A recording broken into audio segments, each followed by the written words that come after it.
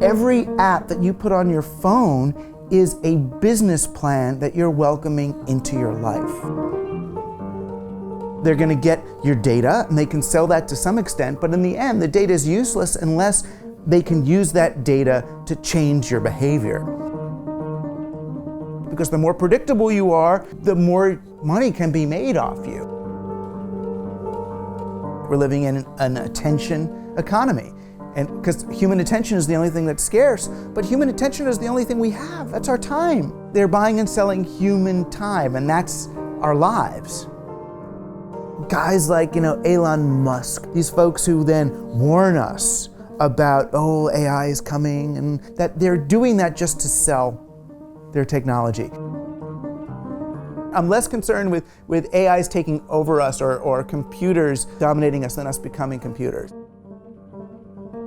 The whole beauty of me looking in your eyes now, and it doesn't have to be psychedelic, is are we separate things or are we the same thing? And it's kind of both, and we don't know, and we can sort of live with that, and it's scary and weird and intimate. Is it gay? What is that? It's not binary, and it's not together. It's something else. Computers, AI, don't know that. They don't live in that liminal realm. That's intelligence to me.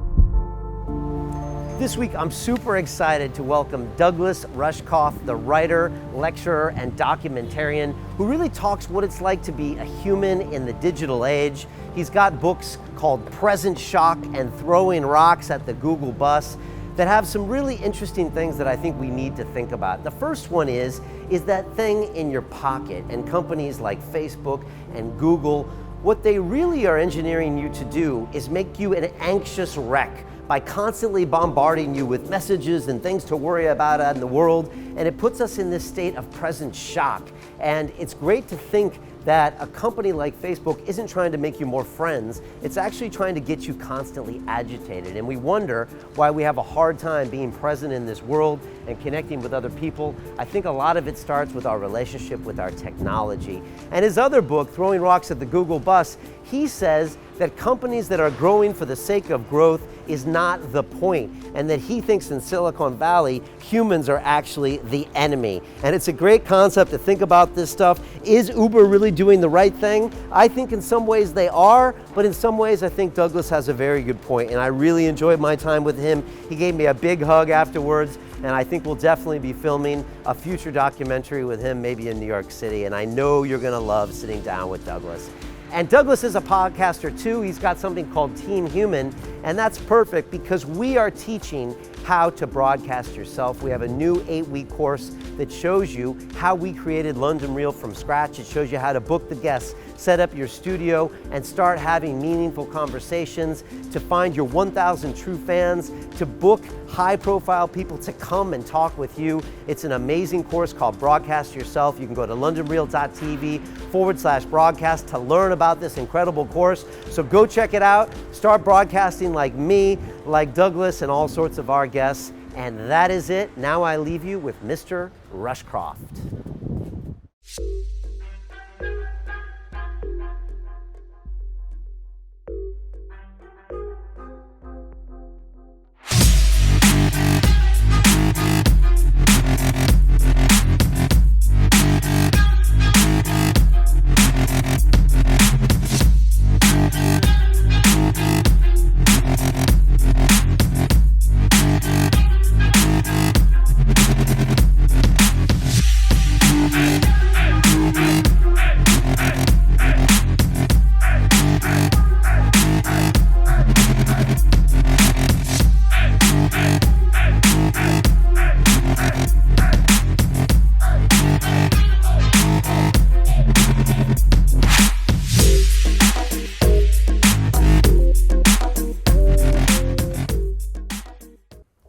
This is London Real. I am Brian Rose. My guest today is Douglas Rushkoff, the writer, documentarian, and lecturer whose work focuses on human autonomy in a digital age. You're the author of 15 best-selling books on media, technology, and society, including Program or Be Programmed, Present Shock, and of course, Throwing Rocks at the Google Bus. You've also created the award-winning documentaries Generation Like, Merchants of Cool, and The Persuaders, and in 2013, you were named one of the world's 10 most influential intellectuals by my alma mater, MIT. Today, you serve as professor of media theory and digital economics at CUNY in Queens, where you recently founded the Laboratory for Digital Humanism and host the TeamHuman podcast. Douglas, welcome to London Real. Thanks for having me. It's great having you here. We just had a conversation before this conversation, but I'm sure we're going to get a lot of that stuff too. Oh, yeah. What's it like being in London? What does it feel like when you land here? Do you get different perspectives than you get when you're in New York? Yeah, I mean, it's weird. In some ways, it feels like London's not here anymore. You know, I don't come that much. You know, so I come every 5 years, 10 years, and the London that is most anchored in my psyche is the London of the late 80s, early 90s, the birth of rave culture, the psychedelic revival, the sort of new age, smart drugs, herbal, Covent Garden girls mixing potions, and Rupert Sheldrake was, the guy I would come and visit and talk about morphogenetic fields, and his wife Jill Peirce doing spiral dynamics and Tibetan monk chanting. Right. I would go to Brixton and hang with Fraser Clark, who had Evolution magazine, and Camden Lock Market, where they were doing these at the time were just called illegal parties. You know, and there were, it was a kind of a pre-internet-y, psychedelic place that seemed to understand that humanity was about to undergo some big cycle.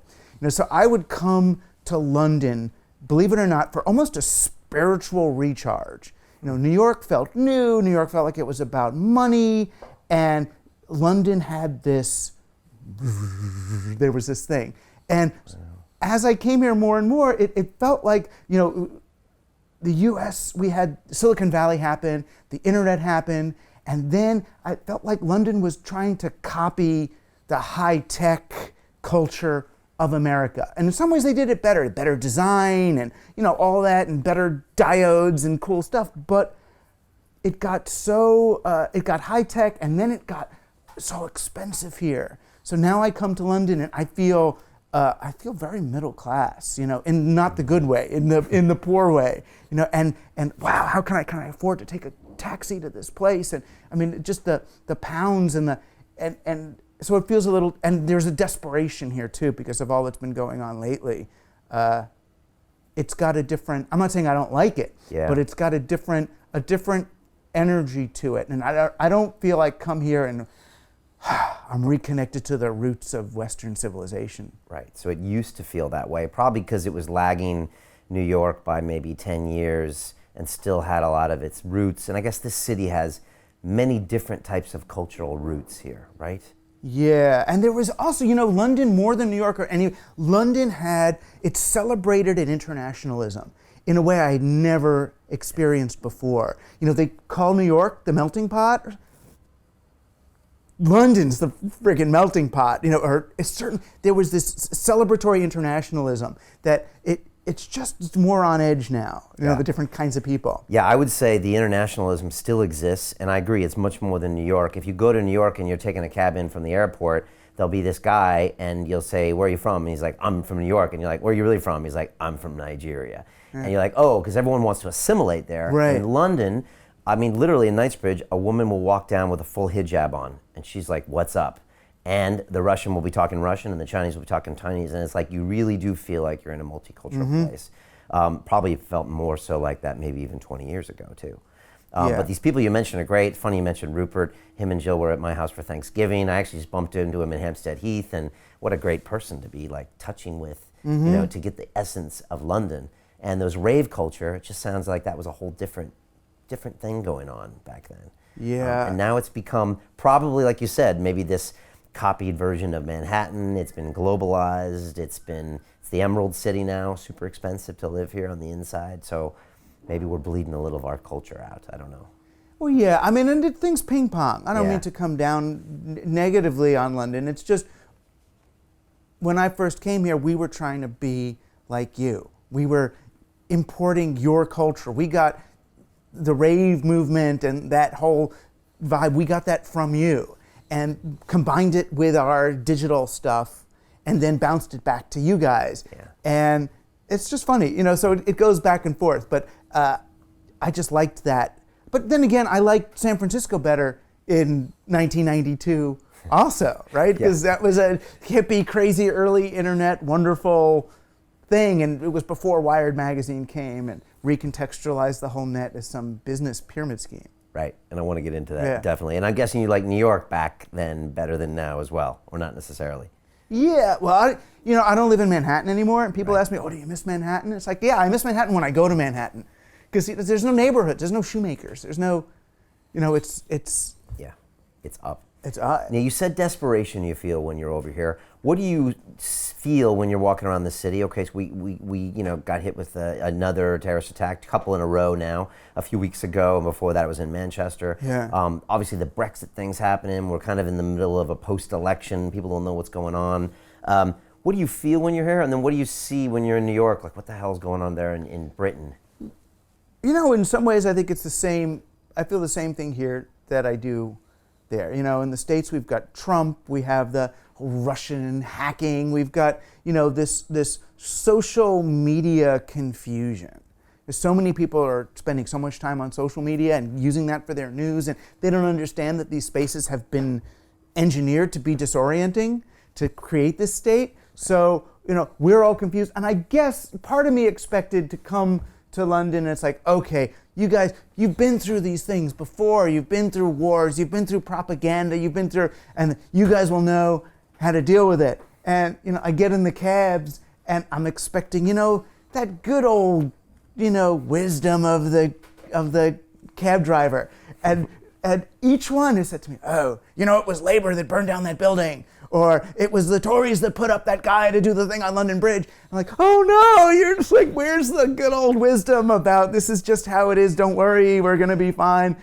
So you guys are just as panicked and disoriented as we are. Right.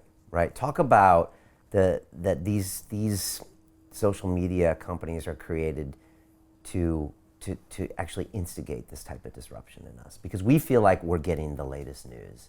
We feel like we're connecting with our friends. And you have a great video where you say the people in the Facebook boardroom aren't thinking, how can we get Johnny more friends, right? They're thinking other things. But talk to me about this idea that the product itself is supposed to just engineer a state of confusion and anxiety, because most people wouldn't think that's true.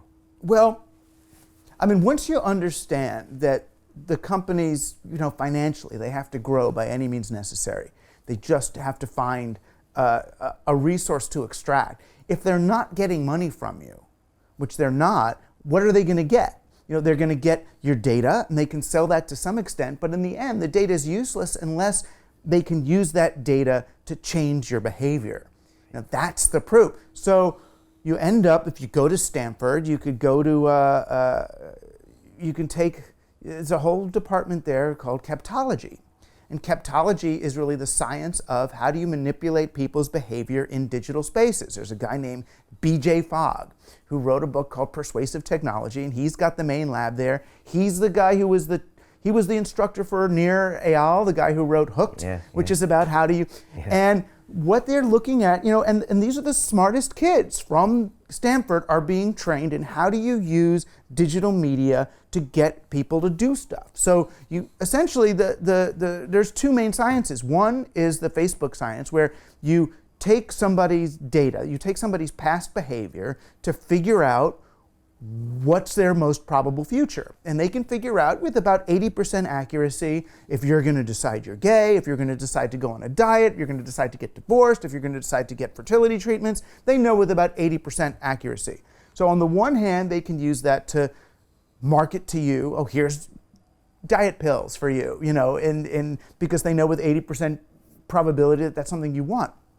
But more importantly, what they want to do is get that 80% number up to 90% or 95% or ideally 100%. So what they want to do is get that 20% of people who weren't going to go on a diet and make them behave consistently with the statistical profile, with the algorithmically derived big data analysis of you and your group. Because the more predictable you are, the more money can be made off you. Right. Anomalous behavior is scary to these folks. So captology is really the science of generating compliance with what we know you to be. Okay. Does it reward you for even being consistent? So maybe it gives you good rewards when you start behaving like the pack. Yeah, well, the idea of, in any compliance profession, but even more so online, where these interfaces and platforms can reconfigure themselves in real time based on the feedback they're getting from you.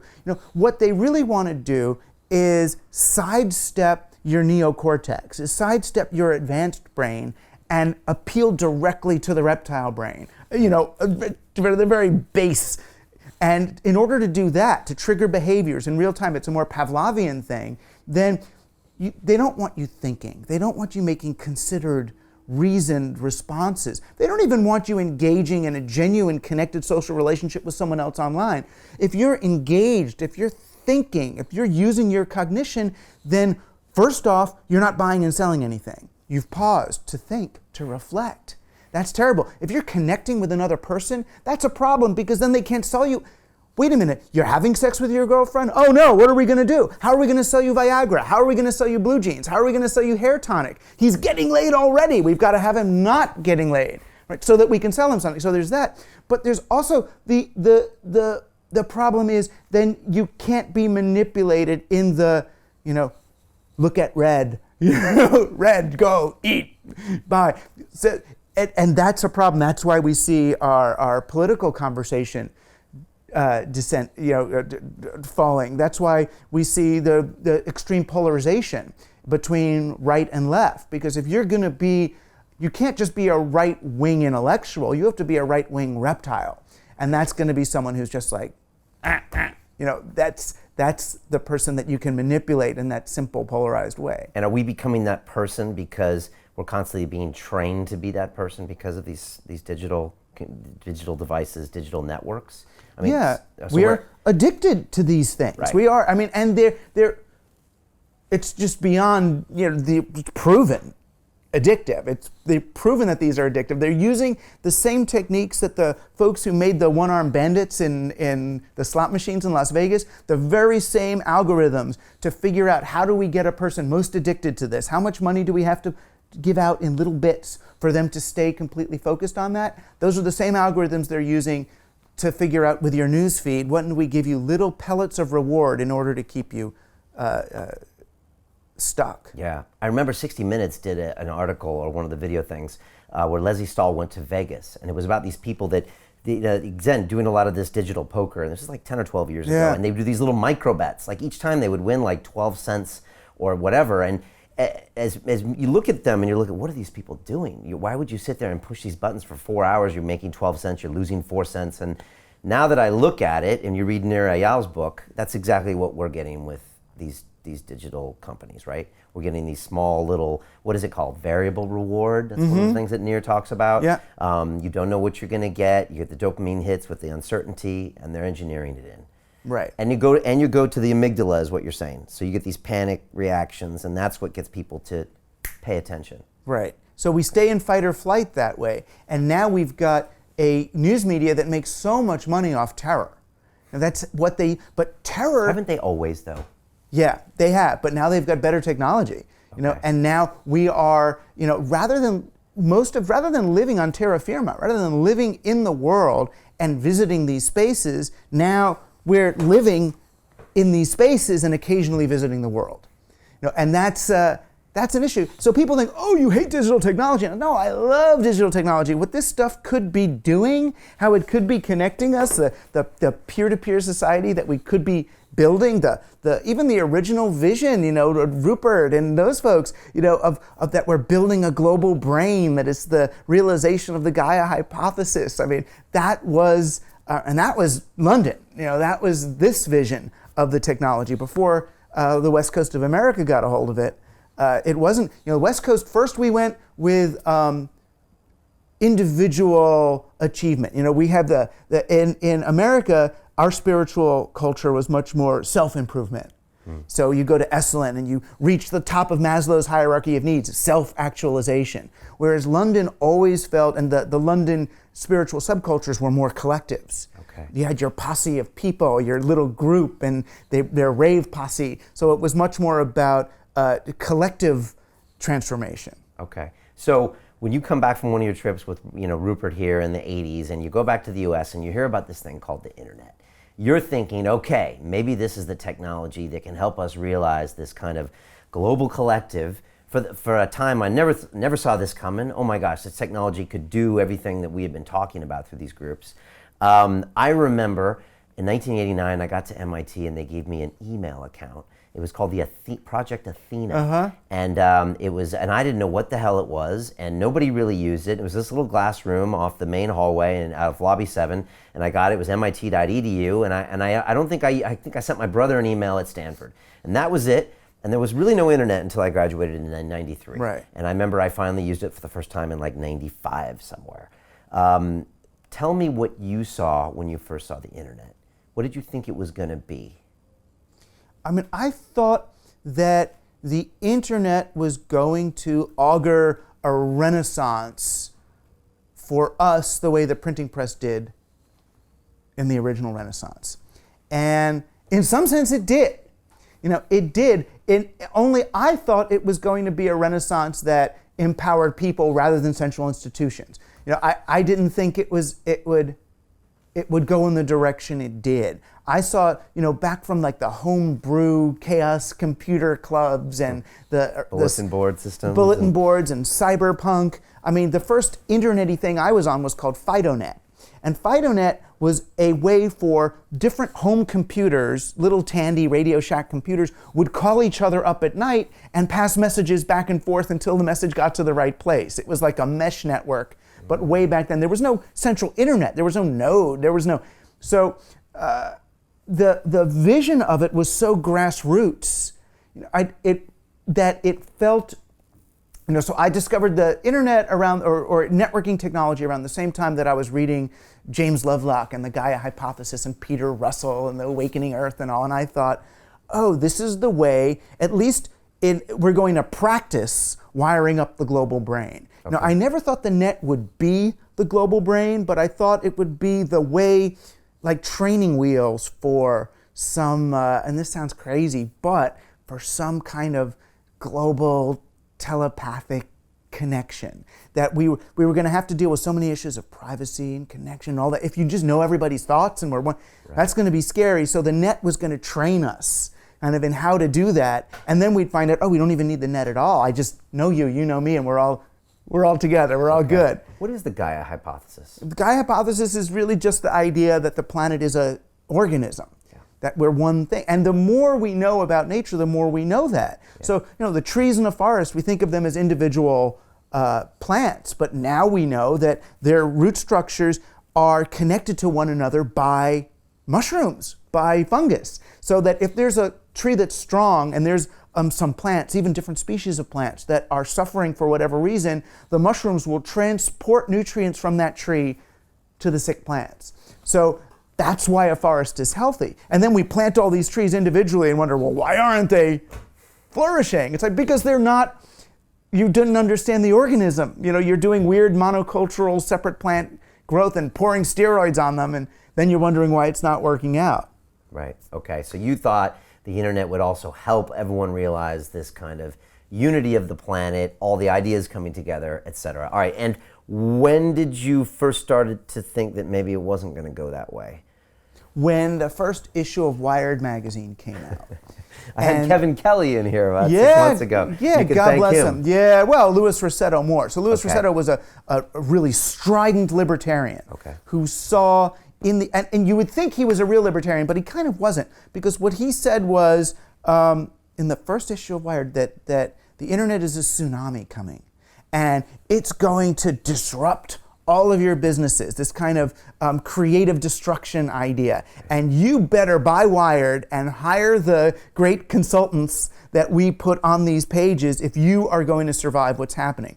But what they really did was they recontextualized a potentially disruptive force, the internet, which was going to turn over the free market system and really enhance local economic ability, because it was so grassrootsy and peer-to-peer in that eBay sort of way of people connecting with one another. And they said, don't worry, this is actually going to be the salvation of the NASDAQ stock exchange, which, you know, since 1987 had crashed and the biotech boom and bust. Everyone was freaked out. And they said, don't worry, the net is here. And now we've got this new idea. And they called it the long boom. And they said that thanks to digital technology, the stock market is going to grow infinitely forever. Okay. And it's true. Look what happened. Yes and no. Yes and no. Yeah. That was in 93, that first issue of Wired. Yeah. And so you're saying they hijacked what could have been this beautiful movement for humanity, and they hijacked it and said, no, this is actually going to be for business. And since the narrative was early on, you think that actually changed the course? I think it did, and at first I had hope, so people invested in the net, and I said back in like 96, I was in South by Southwest, and I said, look, yeah, I know this .com boom and thing is happening and all that. I said, but a month or two into the year 2000, it's going to crash. I said, probably February, March 2000. And they're like, why? I said, well, because we're leaning forward to the late 90s. We're leaning towards the millennium. Everyone's thinking about tomorrow and the future. Once we hit 2000, people are going to say, what now? Here we are. We're in the future. What is my stock actually worth? And the whole thing's going to crash. Okay. And it did. You predicted and I was right. This. So that was good. So it was very influenced by the turn of the century. You're saying. And it crashed, and I thought that would be good. Now we can build, and then that's when I said, we're going to have this stuff called social media. Don't worry, it's all going to be okay. The internet's going to return to its social roots. The internet fought off the military, it fought off Wall Street, and now it's going to be the people's net. I wrote this cover story for Yahoo. People's net, it's going to be a social medium. And then social media companies came up, the sort of Blogger was considered, then Friendster. Yeah. This is great. But then they all accepted VC. They all had to grow to 100x proportions in 18 months.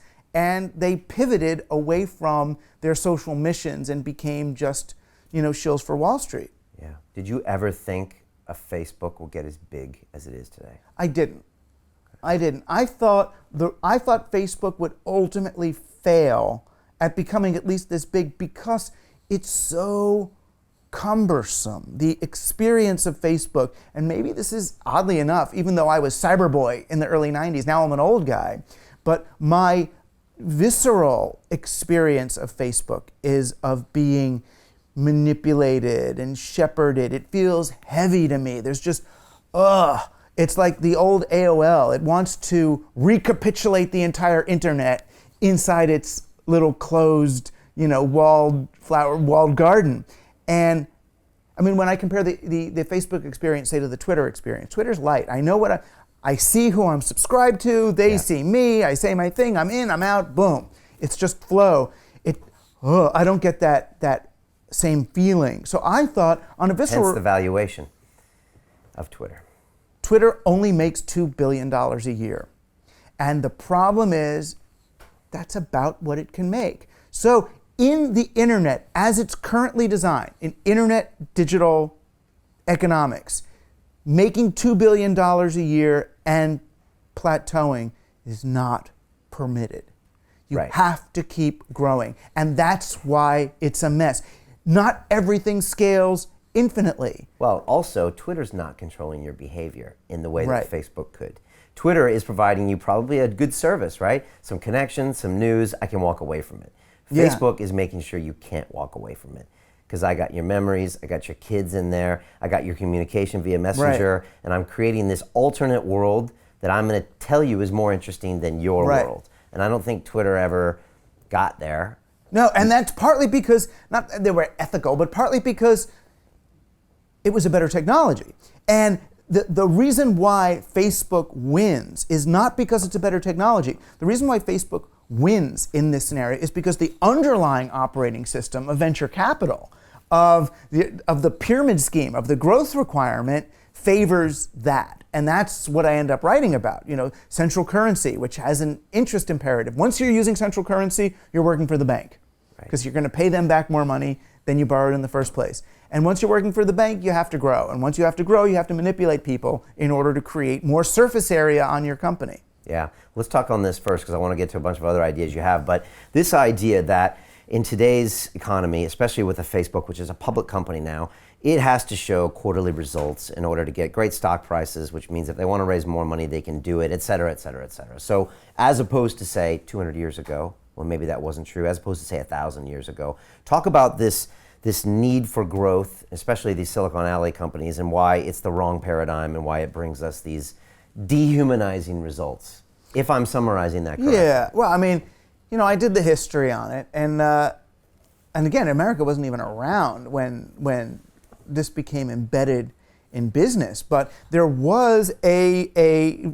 healthy peer-to-peer economy that was emerging in the late Middle Ages. Once the guys came back from the Crusades, they had opened up these trade routes and they brought back all these other innovations, like the bazaar, which we called the marketplace, local currencies, market monies that were basically like poker chips that were issued in the morning just to prime trade between people in the market, and then they expired in the evening. So they developed a peer-to-peer economy that led to the rise of the peasant class into the burghers, into the became the bourgeois.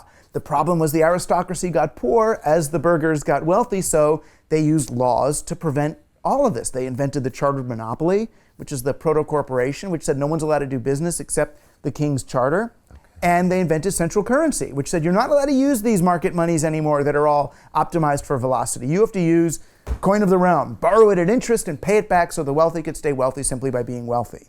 And that crushed the economy. That led to the plague. That led to, it required growth. So it was great for colonialism. It's what allowed us to, or what spurred us on to take over, America and South America and Africa and enslave all these people and take all their stuff. Right. And it worked for that. But then what happens? You eventually you reach a wall, which we did at the end of World War II. Where do we expand to? These little countries and brown people, they're fighting back. What are we going to do? So we did Bretton Woods, which is another set of history, basically do virtual extraction and extortion, use the World Bank, use the IMF. Here's some money to develop with. Just pay us back twice what we gave you. And so you're be in our system. And the internet, rather than pushing back on that, rather than changing that, rather than retrieving that peer-to-peer economy, which it really could and still could do, it doubled down on that extractive model. So instead of having the British East India Trading Company or Walmart going into a new territory, extracting all the value from that system and then moving on to another one, we have Uber doing it and Amazon doing it or Facebook trying to do it. So the idea of a company that can reach a certain size and then sustain itself by having revenue and giving its shareholder dividends, that's anathema to this economy. Imagine if you told your shareholders today, don't worry, we're not going to grow anymore. We're going to give you great dividends. They don't want dividends. Dividends are taxed high. Capital gains are taxed low. Why? Because the whole economy is configured for this growth model, which worked for colonial expansion, but doesn't work for a planet that's trying to find a sustainable equilibrium. Right. So we're maturing now. There's not all these, like you said, huge places with natural resources we can exploit. And now we're still on this growth model. So we're kind of eating ourselves inside. Right, we're mining human time and human attention. That's why even Wired said it. We're living in an attention economy. And because human attention is the only thing that's scarce, but human attention is the only thing we have. That's our time. Right. They're buying and selling human time, and that's our lives. And we're paying for it by the zombie-ification of everybody around us. Right. And ourselves, and we all feel it. Yeah. And it's so easy, and that's why, and folks like Sherry Turkle or Nicholas Carr will say, unplug, just unplug. And yeah, there is that. You can unplug, you can make love, you can play cards, you can have a conversation, you can not produce or consume. There is that, but one, I don't know that I'd rather push through than retreat. Okay. You know? Yeah. Talking about some of these other companies, we've been beating up Facebook pretty good. And by the way, we're streaming live on Facebook. And we're streaming on Facebook at this moment. God bless. And you're in almost a Facebook-colored vest. Thank you very much. I appreciate it. Uber. What do you see when you see Uber? Some people see an amazing, low-cost way to pick me up at my doorstep and go somewhere else. Why do you see something different? Well, the only reason I see something different with Uber or any other company is because, just like a Buddhist, I'm trying to widen my attention range and see what's being externalized by the company. See, externalities are things that corporations are really good. You externalize the pollution. You externalize, so I've got my beautiful Bauhaus designed iPhone. It's externalized the little brown children in the Congo who are going into caves at gunpoint to get the molybdenum, or the Coltran to charge the battery. They're externalizing the when I'm done with the phone. I don't see that being taken to China and dumped into a toxic mountain that little families are looking at to take it apart and sell the things. So when I look at Uber, I see the cabbie that's been put out of work. I see the person who's doing Uber as a second job and not actually even making enough money with Uber to pay for the car that he's supplied and the gas that he's supplying and the time that he's supplying. He must be making some money or he wouldn't work there. I've been talking to everyone I know who's working with or for Uber, and they're all like, yeah, I really can't do it anymore. Really? And here, especially because there's no competition for Uber. I don't hear that. I hear we don't make as money as we used to, but the usual comment I get is I can choose my own hours, and at least I know that the dispatcher isn't making games on me. That's what they say to me. Right, and what is an Uber driver really? If you look at the big picture, an Uber driver is the research and development arm for Uber's automated vehicles. That's what an Uber driver is doing, is training the algorithm to drive in his place. That's one way of looking at it. Okay, he's providing a service but as well. But that's what I see. Okay, that's what you see. I don't see, when I see Uber, I see here's a company that went after the low-hanging fruit of an inefficient cab industry in order to establish a monopoly, and it's just going to leverage that monopoly to go do drones or robots or something else. It doesn't really care. But it does make transportation amazingly efficient here, and it's saved me a lot of time, and it's put the right people together with the right resources. So if it was a peer-to-peer network, you could argue it's been a success. If it was owned by the drivers, yeah, it'd be a heck of a lot more interesting. That's one way of looking at it. But if it was the same service and exchange of goods and money, then it's the same thing, right? Yeah, but the whole, the techno-solutionist worldview is that we can come in and basically turn human beings into the Internet of Things. So we're going to have a just-in-time ready, as if efficiency really is the goal. Yeah, humans are inefficient. Machines are more efficient than we are. If we really want efficiency, just get rid of the humans altogether. Well, we're going to get to that shortly. All right, let me just finish with my defense of the capital markets. So, I was in Wall Street for a while. I started there. I worked in banking here for 9 years, as you know, in the credit derivatives market. For the last 6 years, I've been repenting for my sins, and hopefully I'm getting back to equal by talking to great people like you. But some would argue capital markets and efficient access to capital at the right price to build the right things and move goods and services and build amazing things in the world. And the limited liability corporation, which gets beat up all the time, of course, and in this case, we're beating them up right now. They've also allowed amazing innovations to happen, amazing great things over time to set up an idea that's not going to come back and throw me into debtor's prison or put me in trouble for trying an idea. Are these not good things? Capital is fabulous. It's fabulous. And as Adam Smith said, as long as you understand that the three factors of production are land, labor, and capital, you can use capital to build stuff, right? We want to make a bridge. We don't have enough money to get, who's going to, capital, that's great. Now, where are we going to build the bridge? Okay, on this land here, how is it going to affect all these people? How is it going to affect the flow of traffic? What about this guy who lives here and that one? That's the land part. Or where are we going to grow this food? Are we going to just destroy the topsoil here by putting in some Monsanto, crazy bioagro mutation? Or are we going to somehow understand that the land is an important asset here? What about the labor? What about the humans? The workers, are we going to just extract value from them and cast them out, or are they going to participate? Are they going to have a seat at the table? So if land and labor had a seat at the table with capital, then you wouldn't see digital companies behaving the way they do. But right now, capital is the only one with a seat at the table. You've got the founder and his VC, and they use their big pot of money to lobby, as we say in America, to lobby to change laws or to leverage labor. So we're going to wake up with a huge hangover one day because we've been maximizing profits and maximizing growth and dehumanizing the world in the process and killing our labor and all these other pieces. How does this end? And we're not maximizing profit. If you look at the Deloitte Shift Index, Deloitte Touche is a big finance firm. Yeah. The Shift Index of 2011, what they showed was that corporate profit over corporate size has been decreasing for the past 75 years. This is not even an internet thing. This is all the way back to World War II. Corporate profit over corporate size. What does that mean? It means corporations are really good at sucking all the capital off the table, at taking all the money, but they're really increasingly worse at deploying the assets they've accumulated.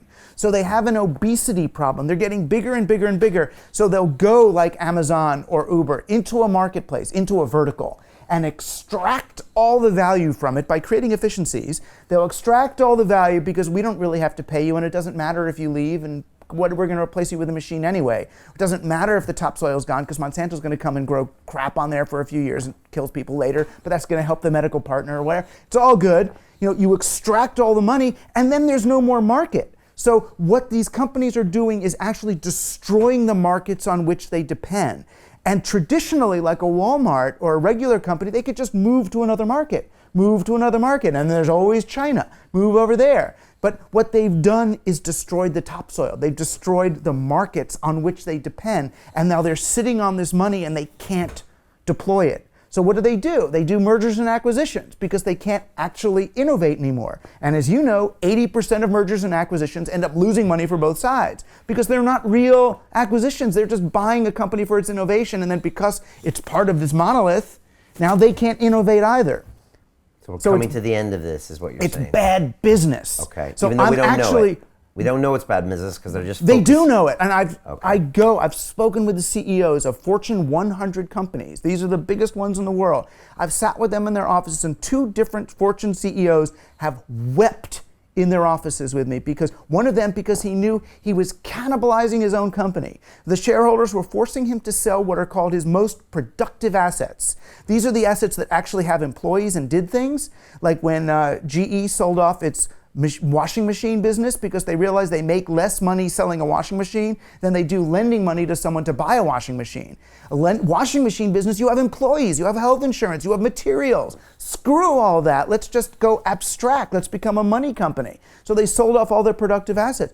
I've been with another CEO who had done a big talk online about how this person was going to shift the company towards doing healthier things, and the share price dropped immediately because they wanted the company to do unhealthy things, the things that it had always done. So these CEOs do see it, but they understand that they are incentivized for the 18-month window to create growth. I was at a Fortune 100 company's annual shareholder meeting, and they had everybody shouting, chanting, 5.2, 5.2. That was their growth target for the year. Is that Walmart? No. Okay. It was a soft drink company. Soft drink company. And I got up there to do my keynote and I said, Jesus Christ, you guys are one of the 50 biggest companies in the world and you're chanting 5.2, 5.2. If you're not big enough, then we're all screwed.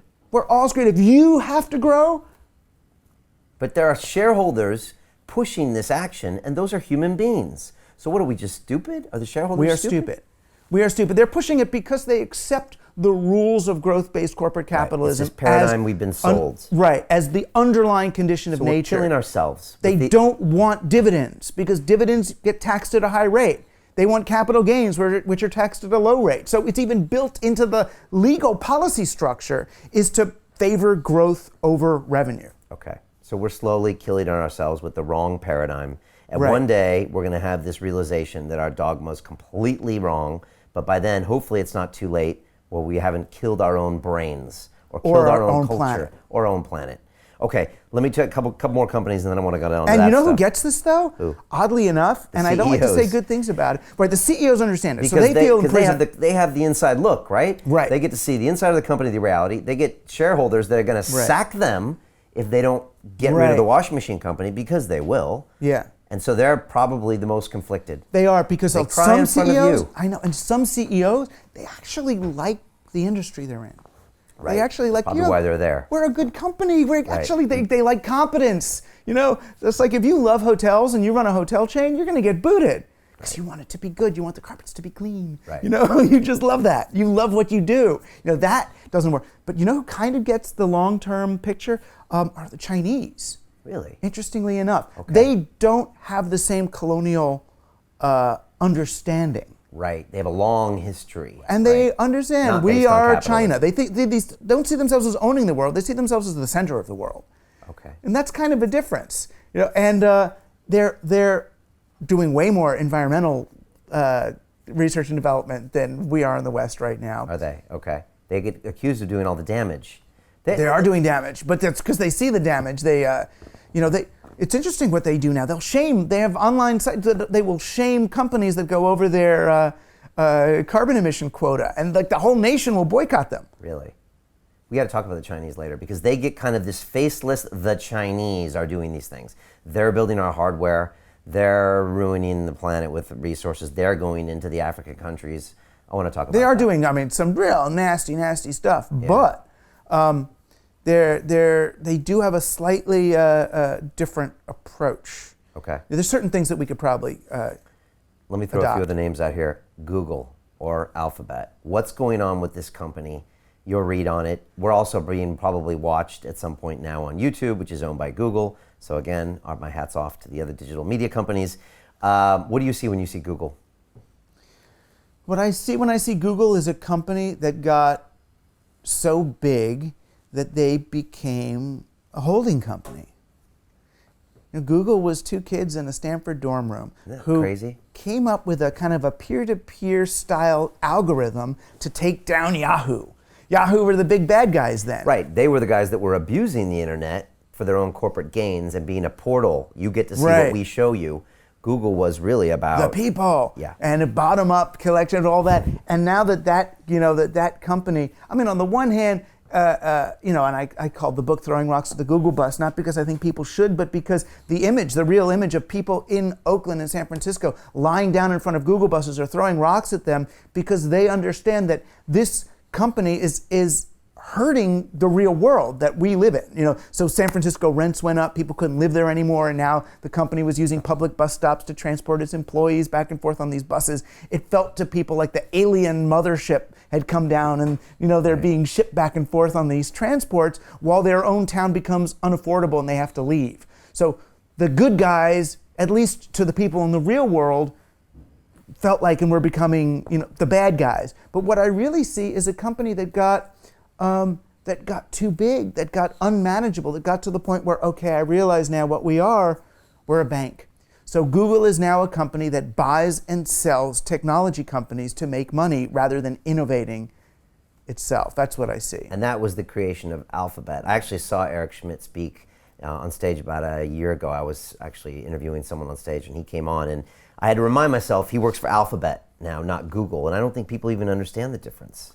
Right, does he work for Alphabet or does he work for the NSA? It's like sort of the Funny bigger enough, question. his entire hour-long speech was fascinating. It was an interview, and he really talked a lot about politics and law, and how, as a CEO, the biggest thing on his mind was trying to get around like antitrust stuff, and how at his level, he's pushing back against government lobbying and all these things. And I thought it was really revealing and a little scary, because I thought he might talk about innovation and all these kind of touchy-feely human things, but he didn't. So now, who does he work for? I don't know, the NSA, but Google itself doesn't really exist. It's now one entity inside Alphabet, of Alphabet, which I think has an entity for every letter of the alphabet, which is sounds like what they've done? Yeah, that's which cute. Sounds actually like a really scary sci-fi movie. Because A for this, and B is for this, and this is for this, and X is for their division with all the weird stuff, and G is actually Google. That's why they call it Alphabet. And I think each one has a division. And you're saying now they don't create things, they buy and sell technology like Goldman Sachs. Are you taking it a little too far here, Douglas, or is that really fair, that analogy? I think it's fair when you become a holding company. You call a horse a horse? Yeah, it's a holding company. There might be companies in there that are going to innovate. So I always thought it was interesting they bought that robot, the robot killing company or whatever, the robot war place, and then got rid of it. Right. Was that company in New England they bought? Yeah. They own that, right? Yeah, but now they sold it. Oh, they did. Okay. That's those scary animal-like drone robots. That's very scary. Okay. What about Airbnb? But the other thing I see when I see Google, is me. Ray Kurzweil sitting in the middle of Google as chief scientist. And Ray Kurzweil is a singularitarian. Ray Kurzweil is a guy who really believes that humans will be and should be replaced by computers, that we're going to upload to silicon, that we are just one step in information's evolution towards greater states of complexity, and we should surrender, pass the torch on to silicon, that what they're building, Google is building the AI of the future. They're building a home for Kurzweil's brain. Okay. And when I see that and I realize what's wrong with that? What's wrong with that is, and I get it's an unpopular position, but I still think there's a place for human beings in the future of our civilization. I do. I think human beings are more complicated than the algorithmic representations of us. I think that there's aspects of humans that haven't yet been successfully modeled. I think there's nooks and crannies of people, and I think that human awareness and the human ability to contend with and sustain paradox and ambiguity is real. Like the moment when your dog goes, huh? Humans can live in that space. Computers can't. Computers resolve one way or the other. Even if it's fuzzy and approximation, it's still, they resolve. They don't wonder. They don't experience awe. And I think that's a valuable thing to I know I'm a hopeless romantic, but I still think there's a place for humans in civilization. Who doesn't think there's a place for humans? Well, you just asked why I make this argument. Yeah, I'm asking. Because when I argue this in Silicon Valley, when I argue this with people like Ray Kurzweil, they say, "Oh, Doug, you just say that because you're human," as if it's hubris. That's why I'm doing TeamHuman, a TeamHuman podcast. Right, so you're taking the torch for us humans, as opposed to us just becoming extinct like every other animal that no longer had a use in this world. That's the way Ray looks at it, as in like, okay, our time has come, it was a good run, but now if you really want to preserve yourself, you can upload it into the cloud, and then you can continue to live forever, but it's just... You're being biased because you're a human that we should live. Right. And I would argue that the stuff we were talking about before, the captology and all of the stuff that's being done to reduce human cognition adds fuel to his argument. That if we're going to behave like impulsive, algorithmically driven, super simple reptiles, then he's right. Then give it up. But you can't both make technologies that reduce people to reptiles and then argue, well, look, human beings are impulsive and stupid. They're working us from both ends of there. Is this just part of their grand plan? Is it first with the addictive social media to dumb us down and take any type of our wonders as human beings before they just extinguish us? They don't have a grand plan. Okay. That's the thing. You said it. There's no conspiracy here. They are responding. They are unconscious. The problem is they think the rules of the marketplace for growth are the same as the rules of nature. They are like misguided libertarians who think that you have to grow all the time. Look at a coral reef. That's not nature. A coral reef reaches a certain size and then circulates. Not everything in nature grows infinitely. That the planet has a certain... The planet's not growing infinitely. Forests don't grow infinitely. They grow to a certain size and then they recirculate. And that's the same way, if you really want to have a market that's based in nature, you have to understand that nature reaches certain kinds of equilibriums. Okay, you predict the future on a regular basis. You can read some of your old books and it's uncanny how true they are, what's going to happen coming forward. How does this end? 20 years from now, 50 years, 100 years from now, how does this end? Well, I never really go out that far. I'm not optimistic, but I'm hopeful. You know, so I try to visualize how could it end well. I mean, I'm looking at, worst case, and it's not so bad. I mean, worst case, not that many of us make it through, but enough of us make it through to preserve civilization. So you figure... So it's like Terminator in the movie, like literally... No, it's not that awful. There's the machines going around and we're there. It's not that awful. Okay. It's more like we just do such things to our environment that, that it becomes really hard for people to stay alive. Or we plague ourselves with something, or Monsanto makes something that it turns out, oops, and something happens and then only, 500 million of us survive. But 500 million people is still enough. There'll be poets and astrophysicists and brain surgeons and, we'll get Wikipedia back up and, we'll figure it out. But I feel like I'm looking at that as worst case, that we do catastrophic things, but enough of us are able to survive to get things going. We don't go down to the warlords, Walking Dead level of civilization. I don't think it gets to that.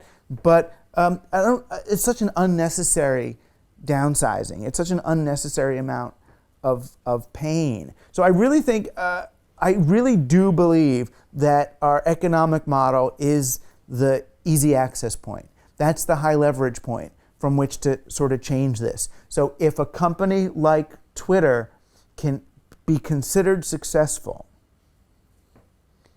we'd be a long way towards developing an economy that supports good business. Continue watching this fascinating conversation for free by clicking on the link below to visit our website, and I'll see you on the inside. The only good trip is a bad trip. And it's very useful at times, to say, okay, and because it also means that at every moment we have the ability to transform this experience into something else.